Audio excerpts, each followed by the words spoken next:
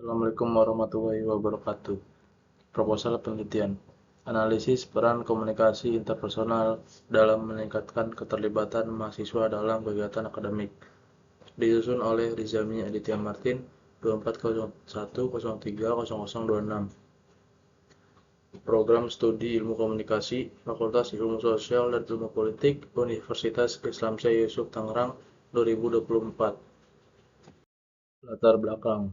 Komunikasi interpersonal adalah pertukaran informasi antara dua individu yang jelas berhubungan satu sama lain dan entah bagaimana terhubung. Mengingat ciri-ciri komunikasi interpersonal, dapat dikatakan bahwa jenis komunikasi ini adalah yang paling efektif karena komunikator dapat terus menyesuaikan diri satu sama lain dalam hal perilaku dan isi pesan. Dan penggunaan bahasa yang tepat sangat penting untuk mencapai tujuan komunikasi. Menyoroti bagaimana bahasa adalah alat komunikasi. Untuk mencapai tujuan pendidikan yang efektif, mahasiswa harus dilibatkan dalam kegiatan akademik.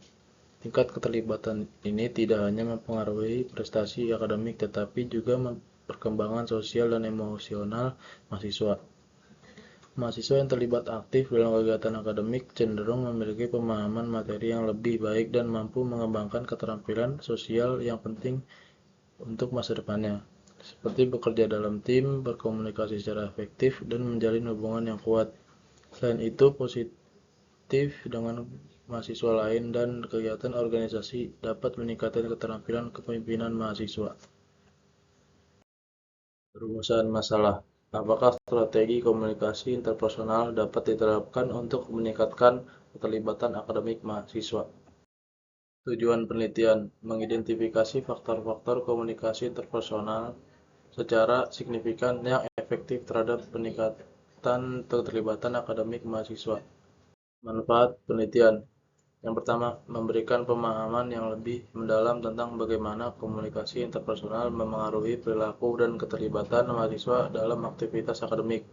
Yang kedua, memberikan pelatihan dan strategi kepada mahasiswa dan dosen untuk meningkatkan keterampilan komunikasi interpersonal yang dapat memperkuat hubungan akademik. Kajian pustaka. Yang pertama, komunikasi. Komunikasi adalah interaksi antar orang atau organisasi dengan tujuan menyampaikan informasi secara akurat, benar, dan jelas. Disebut komunikasi. Melalui komunikasi, seseorang dapat memperoleh informasi segar, berbagi sudut pandang untuk memperoleh pengetahuan. Selain itu, komunikasi memainkan peran penting dalam menentukan derajat peradaban. Maka komunikasi dapat digunakan untuk menciptakan peradaban. Berikutnya yang kedua, mahasiswa. Sekelompok individu muda yang kuliah di universitas dikenal sebagai mahasiswa. Tugas mahasiswa adalah belajar, yang meliputi menjadi pemimpin, berorganisasi, bersosialisasi, dan belajar ilmu pengetahuan. Mahasiswa seringkali dicirikan sebagai sekelompok peneliti dan intelektual yang bertugas menentukan masa depan negara. Yang ketiga, komunikasi interpersonal. Kemampuan komunikasi interpersonal mendukung pentingnya kemampuan komunikasi dalam berbagai hubungan relasional. Salah satunya untuk keberhasilan proses konseling, kemampuan komunikasi interpersonal juga merupakan keterampilan yang dimiliki individu untuk mengolah dan mengatur hubungan interpersonal. Berikutnya, metode penelitian. Metodologi penelitian yang digunakan dalam penelitian ini adalah penelitian deskriptif dengan menggunakan pendekatan kualitatif.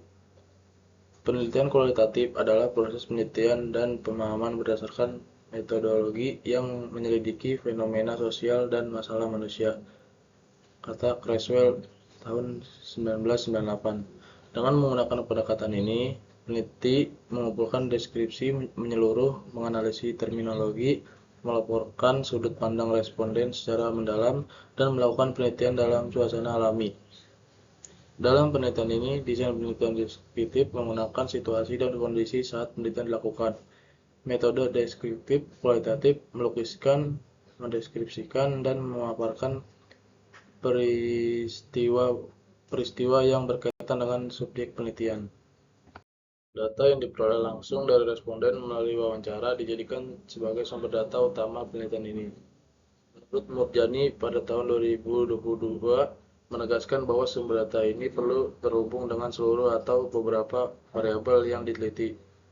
Data primer harus diperoleh langsung oleh peneliti, wawancara langsung atau tidak langsung, percakapan terkonsentrasi, dan observasi dapat membantu mencapai hal ini.